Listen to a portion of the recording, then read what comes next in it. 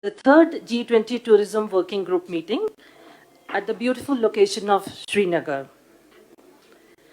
Today we have with us in the press briefing Union Minister for Tourism, Culture and Donaire, Shri G. Kishan Reddy, Union Minister of State, Independent Charge for Ministry of Science and Technology, MOS, PMO, Personnel, Public Grievances, Pensions, Atomic Energy and Space, Dr. Jitendra Singh, G20 Sherpa Shri Amitabh Kant, G20 Chief Coordinator Shri Harshvardhan Shingla, and Secretary Information and Broadcasting, Government of India, Shri Apurva Chandra. I welcome you all, sirs. So today we began our meeting with a side event on film tourism. We also have several other interesting events lined up in the coming 2 days. So we will be giving you more details about that. But before we start, I would like to invite G20 Sherpa, Shri Amitabh Kant, sir, to give us a perspective on G20, its goals and objectives, and its significance for a country like India. After which, I would like to invite the honorable ministers for their remarks. So, Amitabh, sir, over to you. Thank you very much. Distinguished journalists and media personalities, we are truly delighted to welcome you to Kashmir. India is hosting the G20 presidency at a point of time when there's a lot of global turbulence. The post-COVID era has seen a vast segment of people go below poverty line. It has seen a lot of people lose their jobs. 1/3 of the world is under inflation. 75 countries of the world are facing a global debt crisis. There's a huge challenge of climate action and climate finance. In the midst of all these crises, India sees G20 as an opportunity. And as our Honorable Prime Minister has said, that India's G20 presidency will be inclusive, will be very decisive, and will be action-oriented. A G20 presidency is largely dependent, to my mind, on three things. Firstly, the political and the development narrative which we set out as the leader of G20 this year. Number one. Number two, what are our priorities for G20? And number three is, how do we execute the G20? And let me dwell a little bit on all three of them. First and foremost, in India's case, the G20 is being held at a time when there are 4 emerging markets, one after another, who will hold the G20 presidency. Last year was Indonesia, this year is India, next year will be Brazil, and after that will be South Africa. So 4 emerging markets, one after another, holding G20 presidency. Secondly, the leader of G20 is the Prime Minister, Mr. Modi. He is a democratically elected Prime Minister for the second time, whose credit rating is still at record high level. And secondly is the development narrative. And the development narrative is that we are the 5th largest economy. We are growing at very high rates of about close to 7%. During the last 7-8 years, we've done some remarkable work in development. We've done a huge amount of digital transformation. We do about 11x fast payment, real-time fast payments on mobiles, 11x of what America and Europe does. We do 4x of what China does. We've built about 40 million houses. 40 million houses is like building a house for every single Australian. That's like making a complete Australia.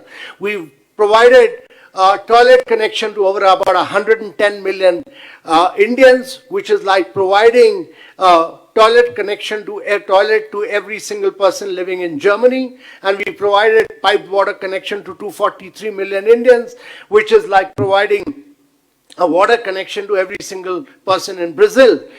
During the COVID period, we've done about close to 2.5 billion COVID vaccination, which is about 6x the population of United States and Europe together, which was totally paperless, cashless, digital, all digital work. And we've done 55,000 kilometers of road. 55,000 kilometers of road is like making 1.5 times the diameter of the earth. That is the kind of development work which India has done. The second is, what are our priorities for G20? The first is to do very inclusive, resilient, sustainable growth for the global economy. If there is growth, we'll be able to lift people above poverty line. We'll be able to provide better education, better health, and therefore inclusive, resilient, sustainable growth is a major priority. The second is that the sustainable development goals have been impacted because of COVID, and therefore we need to accelerate the pace of sustainable development goals which were to be achieved by 2030. Instead of moving forward, we have regressed, and therefore we'll accelerate the pace of that. And thirdly, our priority is climate action and climate finance. And simply because the earth may survive, we as human beings will go extinct, and therefore our focus will be on climate action, and also the flow of resources which have to happen from the developed part of the world and from multilateral institutions. And fourthly, because resources have to flow in, many of the multilateral financing institutions which were made in the post-World War II Bretton Woods period have outlived their utility, and therefore you need to transform multilateral financial institutions and ensure that resources flow to emerging markets. Also, our priority is digital transformation and digital public infrastructure, which is very important. And lastly, the Prime Minister's priority of women-led development. Because 50% of the world is women, how do you provide better education, better health, better nutrition, and put them into leadership positions? So those are our key priorities. And let me dwell on our presidency, how we are executing it.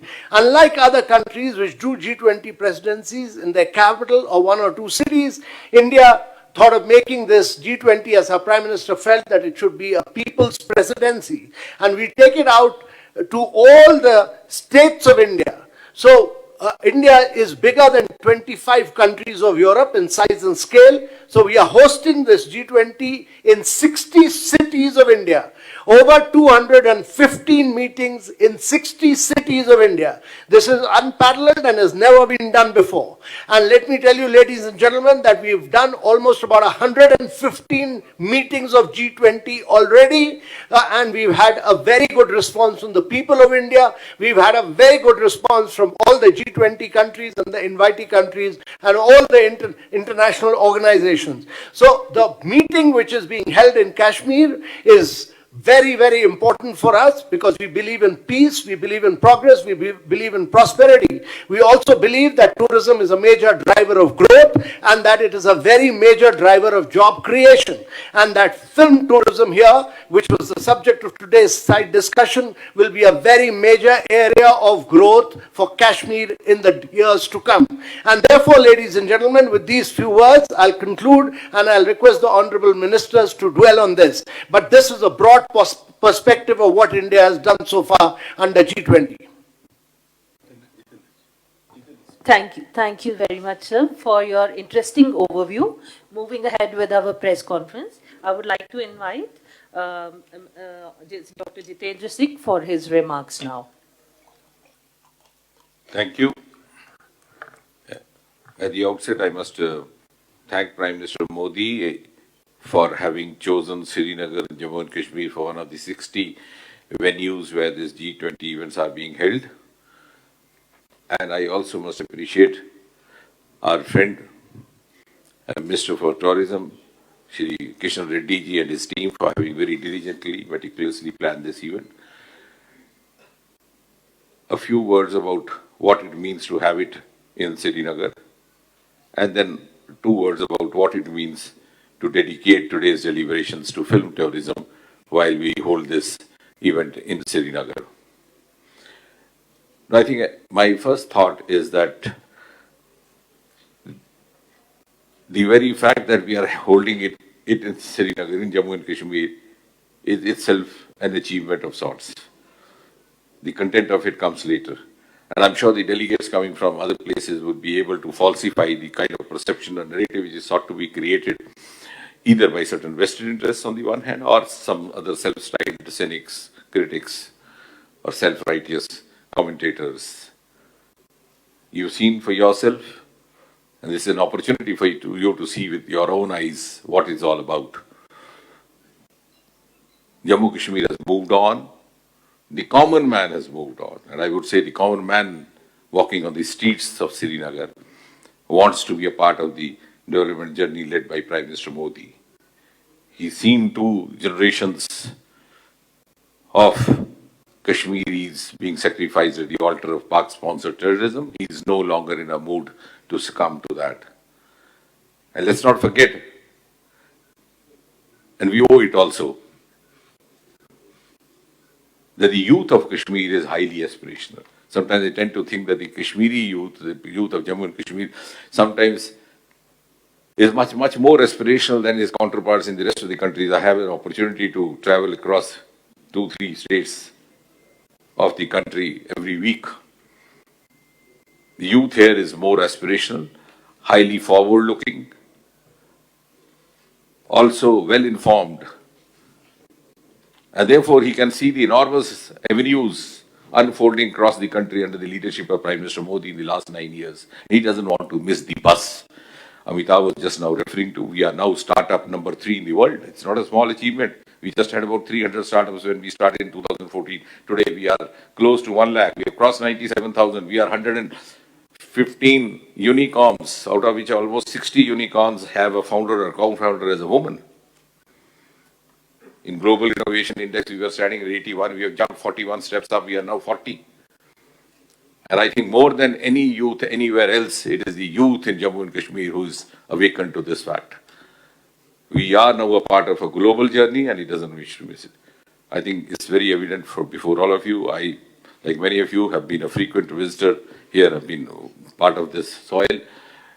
Whenever there was an event like this or a leader coming from Delhi, you had a hartal call being made from Islamabad and shops being shut down in Lal Chowk or in Sirur. You don't have that kind of a scenario today. That itself speaks of the transformation that has happened. And the G20 event, let's not forget, is being carried out in the same format as it is being carried out in the other 60 locations. You have the same program rolled out. There's no compromise at all. Like, for example, tomorrow we begin the official program. We have an inaugural ceremony, which is followed by working sessions, which is followed by bilateral meetings, which are followed by interactive sessions. Today we had side events, which were dedicated to film tourism, to the Paradise Zone, and now we have a cultural program, the banquet. What more is left? This absolutely, because I've been part of the G20 events, even other places, as a part of the anti-corruption working group in Gurugram, etc. The very fact that it is happening in the same format and the same scale over here as elsewhere itself speaks of the mainstream activity happening in Jammu and Kashmir. And therefore, I think it's in the interest of all of us, and maybe in the interest of the integrity of profession and integrity of the tasks assigned to us, that all of us who are attending this meeting will go back home and tell our natives what it is actually like. We are a part of the global world. If we have to move on, if we have to grow, our challenges are global, our concerns are global. It's none less than Prime Minister. You saw the film now, he gave us the mantra life. Life means life for environment. Is the Prime Minister who spoke in COP20 about climate concerns. We are also committed to net zero targets by 2070. So we have awakened up under Prime Minister Modi to accept the global challenges, to live up to the global benchmarks, and our growth has to be global. And Jammu Kashmir is very much a part of that. It's ready to move on to that. So that is one message. Second, as far as the film tourism being discussed over here this afternoon and across the evening, I think there could be no other better place across the world. When this panel discussion was going on, thankfully I was not part of the panel, but my stomach was aching to tell those panelists over there that today what is most important evolution in the film industry across the world is the universalization of films. Universalization of films has happened within India and then it's happening globally. For example, till 1950s, till 1960s, we had only 3 film industries mainly in India. That was Calcutta, Bombay, and Madras. Madras Tamil industry was known more for family dramas, AVM, L.V. Prasad, Gemini. Bombay was known for romantic. Calcutta was known for classics, Tagore, Sarat Chandra. Then Kerala came up as experimental filmmaking. And then, of course, the Kannada and Telugu. Today, there are universal themes happening across India. And since we are part of the global world, our lifestyles have become globally similar. We are so well connected, so well informed about each other. The themes are also global. The stories which are being produced today in India are actually not very much different from what you see in the Bollywood or in the Hollywood. It's no longer that here you have a heroine crying through the film and then, becoming a martyr. It's the same as it is in the Western movies. So that universalization of films is something which we need to showcase, and we need to tell the world that look here we are presenting to you a cost-effective location. Whether you are from Hollywood, whether you are from Bollywood, whether you are from Tollywood, you are from Collywood. Within a radius of 10 kilometers, you have plateaus, you have meadows, you have snow peaks, you have tulips, and you can just stay in one single hotel and shoot the entire film in themselves. I'm not talking in very philosophical terms as somebody or say, I'm not trying to draw on the sentimentality of Kashmir. I'm talking like a hardcore professional. Any hardcore financier of films will find it win-win situation here. And we have had a heritage. I was amazed in the room when I said who was the first. I said the first film star recorded in the history of India was from Jammu and Kashmir. People went back up to Rajesh Khanna, but didn't they go that far? It was Kundarlal Sehgal, who was no. So we have a win-win relationship with the film industry. And now, of course, there's been a trade of it. And I'm sure the message will go that, look here, Kashmir is not only ready to be part of the global journey led by Prime Minister Modi at a time when the other heads of state are also looking up to Prime Minister Modi to take his cues, but Kashmir is also going to be the most profitable, most cost-effective, and most economically viable film destination in its totality and in its finality. In a press conference, I'm told you don't have to deliver a lecture. Thank you very much for bearing with me. Thank you, sir, for your remarks and for highlighting the boundless potential which Kashmir holds for the film industry.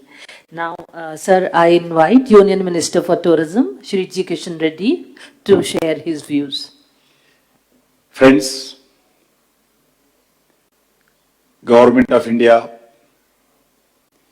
Ministry of Tourism, closely working with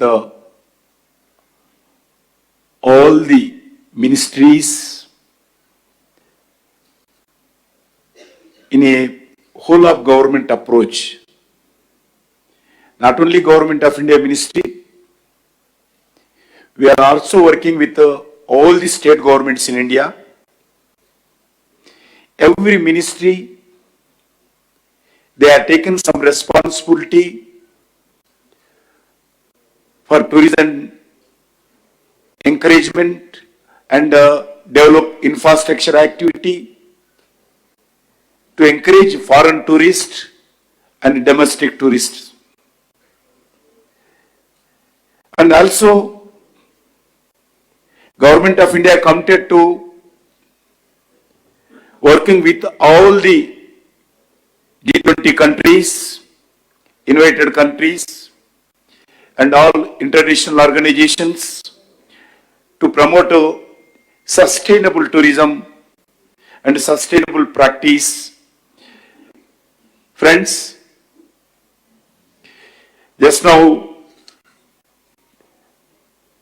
Jitendra Singh ji told, after Corona, in India, there is a tremendous response for domestic tourism, especially spiritual tourism. And also, if we take Srinagar city, in March 2022, Srinagar airport, monthly average 90 flights per day. 90 flights per day from Srinagar. The tourist flights, maximum tourist flights are operated. In Leh, 2020, there is is 74 flights. Increased October 2022, round about 160 flights. 74 to 160 flights today we are running to Leh. And also Srinagar weekly gone up to 532 flights in the end of last year. In this year, we are expecting double tourists from foreign also, and in all states we hope because Government of India, our idea is without private investments we cannot become a world tourist destination. That's why we want to investments from globally and domestic. We also 100% FDI under leadership of the Narendra Modi ji. We are encouraging, and including Northeast states, hill area states, we are requesting the hospitality sector, our stakeholders, to come along with the state government and the Government of India ministries for establishment of the infrastructure to the tourists. I hope this meeting, G20 third working group meeting in Srinagar, in future,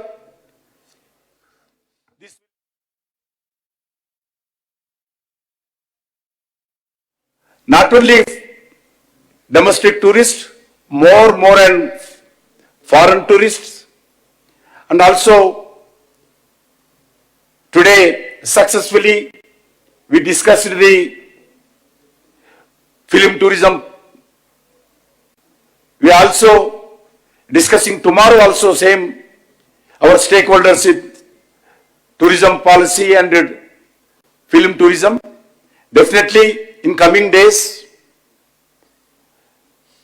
India for tourism, film tourism and film shootings, we are going to attract even foreign countries also.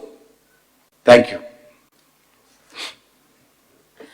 Thank you so much, sir.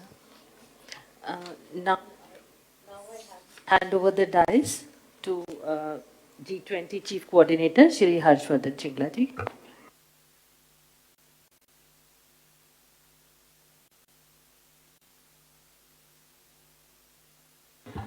I think the Honorable Ministers and G20 Sherpa has already given us a very extensive overview of both the G20 meeting on tourism as well as our larger national priorities, including the substantive priorities. I just say a few words on the organizational aspects of the G20 and in particular the meeting in Srinagar that is taking place now. As you know, we have hosted some 118 meetings in 46 different cities and locations in our country so far. Each meeting has involved a fair amount of organizational and logistical challenges. Each of them has required a lot of advanced planning and preparedness, and a lot of this is done. The Honorable Minister had spoken about a whole of government approach and teamwork. A lot of this has involved teamwork not only among the central government and the concerned ministry, but also the state concerned and the union territory involved. And I think the meeting in Srinagar is really an illustration of very meticulous advanced planning. A number of visits in advance by the Ministry of Tourism, Secretary of Tourism, Shri Arvind Singh, myself have come here 2 occasions. Other colleagues of ours have also visited. We've had extensive meetings as well as personally visited a lot of the areas that have been involved.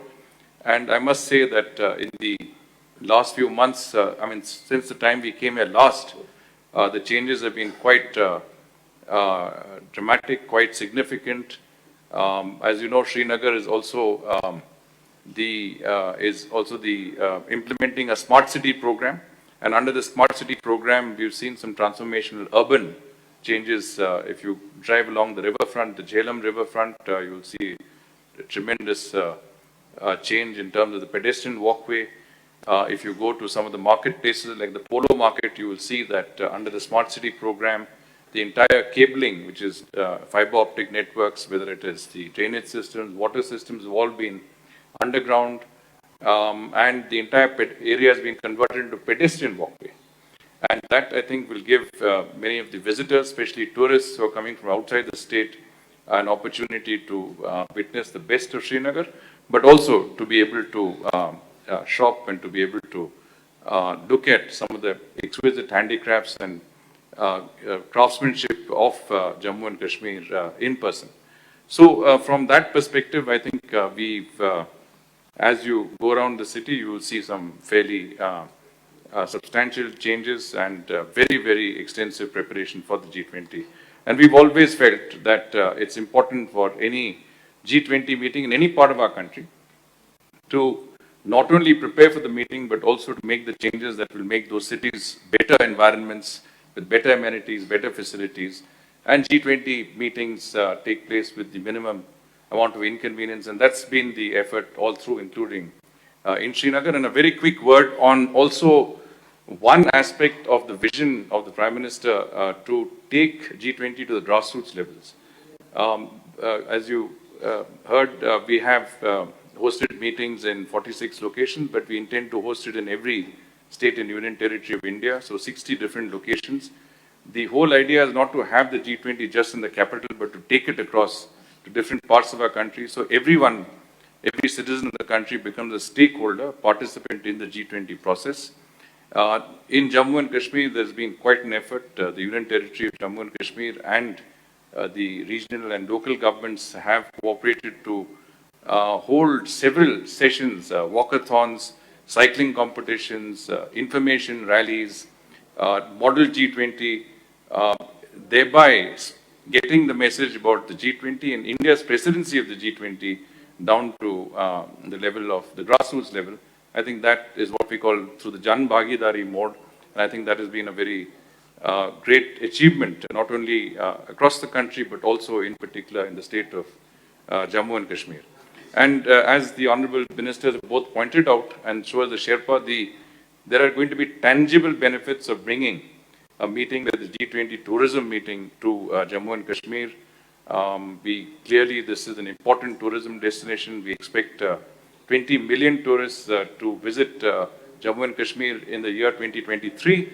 But the idea is to increase both the value in terms of ecotourism, film tourism, adventure tourism, and not only that, but also I think to increase the number of foreign tourists coming to Jammu and Kashmir, and that I think the attention that the G20 meeting will bring on this very beautiful and scenic part of our country, with a lot of culture and civilization behind it, I think will be very, very successful. So my congratulations to our Ministry of Tourism for hosting an incredible event to the Union Territory of Jammu and Kashmir, and to our colleagues in the G20 Secretariat with the G20 Sherpa providing very, very important guidance, and everybody else who's been involved in facilitating and making this event actually happen and take place in a way that, as the Minister pointed out, could not have been envisaged a few years earlier.